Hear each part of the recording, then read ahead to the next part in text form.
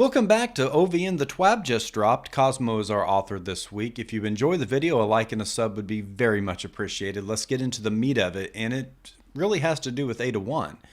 With the return of Ada-1 to the tower in Season 14, we are introducing some small quality of life upgrades to a couple of our tower vendors. First, in addition to being the primary vendor associated with the upcoming transmog system, also known as armor synthesis, Ada-1 will become the vendor who delivers a variety of armor-focused items and upgrades.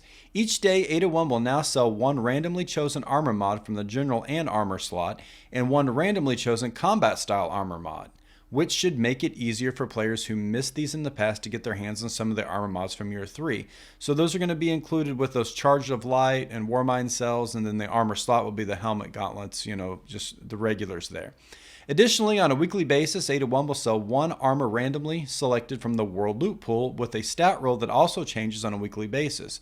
So World Loot Pool, armor, random rolls. Finally, Ada-1 will also sell armor upgrade materials, the modules, prisms, and shards in the same way that Banshee 44 does right now. With Ada-1 taking on those armor responsibilities, Banshee 44 is getting a few revisions to his inventory as well. The gunsmith will no longer sell armor mods, but will retain the rest of his items that he currently sells. Additionally, on a weekly basis, Banshee 44 will sell a selection of 6 weapons, randomly chosen from the weapons in the World Loot Pool, 2 weapons from each Connecticut Energy Power, with perk rolls on each weapon that are randomly determined at the start of the week. So at each weekly reset when you log in, you can head to the tower and see what the gunsmith is selling, and maybe pick up a weapon you've been looking for with a roll you are excited to use. Very interesting.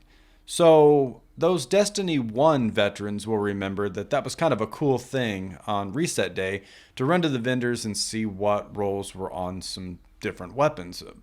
Specifically the Vanguard. I mean, the Palindrome was part of that whole deal there. So that's cool. We've been asking for this for a long time. Weekly resets on vendors. So we're not getting it game-wide. We're only getting it from Banshee and from Ada. So Ada's going to have that randomly rolled armor with the mods, and Banshee's going to have the guns, which is cool.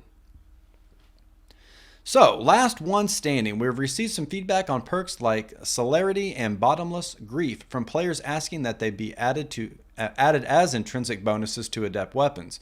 Weapons feature lead Chris Proctor is here to share some of his philosophy on these perks and a few changes we are planning. When we launched Trials of Osiris, we made a new origin-specific perk for Trials weapons, Celerity. This is a wildly powerful perk, plus 100 aim assist, handling, and reload, plus reduced recoil and spread. This perk is nothing to sneeze at with very low uptime. We intended this to be a great for clutch last Guardian standing play in Trials specifically, and when it's active, it is very strong, but we found that a trigger condition that relies on failure generally feels pretty bad, and the power it grants doesn't negate that feeling. Players never like betting against themselves or their teams. Not only that, but the perk is useless outside of Trials and a couple other activities. So the only way this perk would trigger is if you were the last Guardian standing, and like they said, that feels bad that those conditions have to be met for you to have the perk active. Side note, the Deepstone Crypt Origin perks were well received, so while Celerity specifically didn't hit the mark, the idea still has legs. In Beyond Light, we introduced adept weapons to Trials, wanting to try out a new system for aspirational weapons in a small set before rolling them out more broadly. We had 3 goals for adept weapons. Give players a tangible reward to aspire towards, with custom visuals and a unique name letting them flex a little.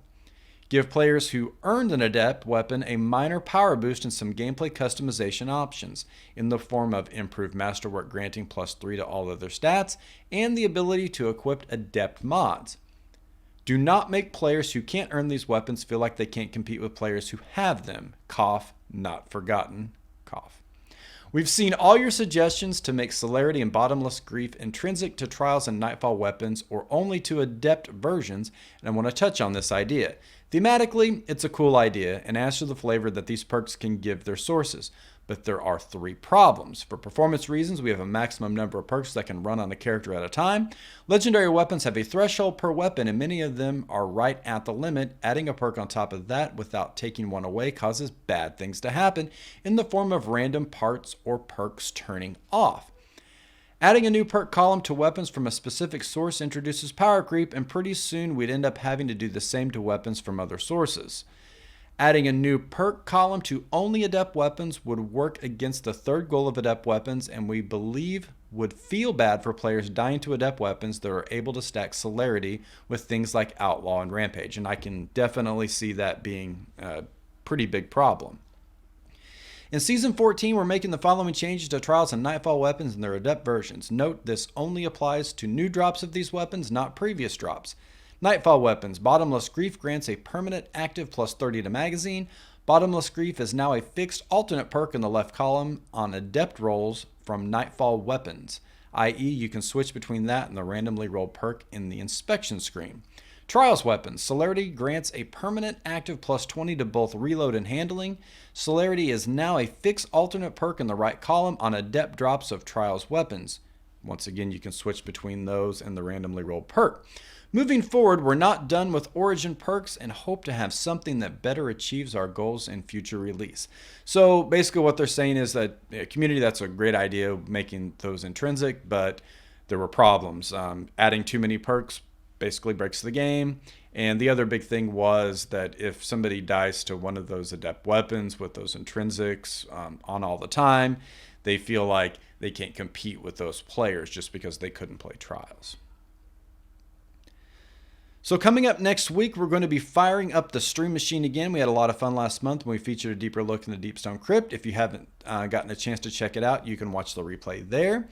This time we plan on giving you a live presentation of the Presage Exotic mission that went live earlier this season. We have lined up representatives from several of the teams that worked to create this experience and are ready to share some behind the scenes stories. If you enjoyed the experience of exploring a spooky derelict ship and want to learn more about what it was like to put together, join us next week. So that is Wednesday, April 7th at 10 a.m. Pacific time.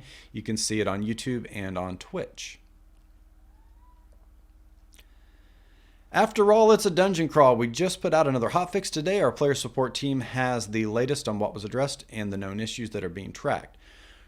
Proving Grounds Nightfall. Earlier this week, the Proving Grounds strike entered the Nightfall playlist. When the season began, we revealed our seasonal calendar, which showed that on March 30th, the Proving Grounds strike would enter the Vanguard strike playlist for all players.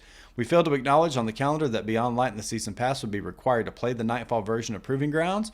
All Nightfall ownership of their associated expansion requires the access, with examples for previous expansion gated Nightfalls versus free Nightfalls below. So free to all players, we've got the Arms Dealer, Devil's Lair, Disgrace, Exodus Crash, Fallen Saber, Inverted Spire, Insight Terminus, Lake of Shadows. If you have Forsaken, you can do Broodhold, The Corrupted, Hollow Lair, Warden of Nothing. Shadowkeep, you need to have that to do Scarlet Keep. And Beyond Light, Glassway, and Proving Grounds. So just a mistake in the calendar there. They made it seem like free-to-play players would be able to play the new strike, and that is not the case. Guardian Games Ghost Shells. So for those of you that had lost their Ghost Shells, the patch 3.1.1, when that launched, they saw that those Ghost Shells were gone. Players with full Ghost Shell inventories will have their shells sent to the postmaster and should pick them up before they get pushed out by other items and are no longer available. So if that affected you and you missed out on those Guardian Games Ghost Shells, make sure your postmaster isn't full, because it's going to go into your inventory, and if it has to go to the postmaster, something could get pushed out. So especially if you've got a bunch of prisms sitting there. Flawless Dungeon. With the launch of Beyond Light, some changes were made to how Flawless Triumphs were rewarded for dungeon completions. While previous Flawless Triumphs would be awarded on an individual basis for not dying during the activity, they now award on a fireteam basis instead. That means every fireteam member will need to have no deaths during the activity for the Flawless Triumph to be awarded for each dungeon. Cross-save reminder. Prior to altering their cross-save setups, players should keep in mind that cross-save does not permanently transfer characters or account data between platforms. In order to access your cross-save characters on a different platform, then they originate cross-save must remain active. There's no possible way to permanently transfer account data between different platforms. So if you haven't done that, you can click there. Known issues. Player can continuously respawn in the electric wall in Presage and become trapped. Players may become stuck under moving platforms and Proving Grounds. The Wanted Arcadian Cord bounty is no longer available from Spider. Zeros, Greed of Zivu Arath, is displaying as named Fallen Walker in Korean. Players using Wish Ender may not be able to see through walls when standing in a Warlock's Rift. There's a help forum there if you've got other issues you'd like to report. We've got the movie of the week, artist of the week, and in closing, we don't got no April Fool's jokes for you. It's a fairly light TWAB this week anyway, so padding it out with some fake story about how Master Rahul is getting his own record deal didn't feel right. Okay, now that I just typed that, it sounds hilarious. Sorry we didn't think of it sooner. Very funny, Cosmo. Have fun hunting your own personal palindrome random roll this week. There you have it, guys. There's your TWAB. If you enjoyed it, a like and a sub would be very much appreciated. Any questions, drop them down below. We'll catch you guys next time. Thanks for watching.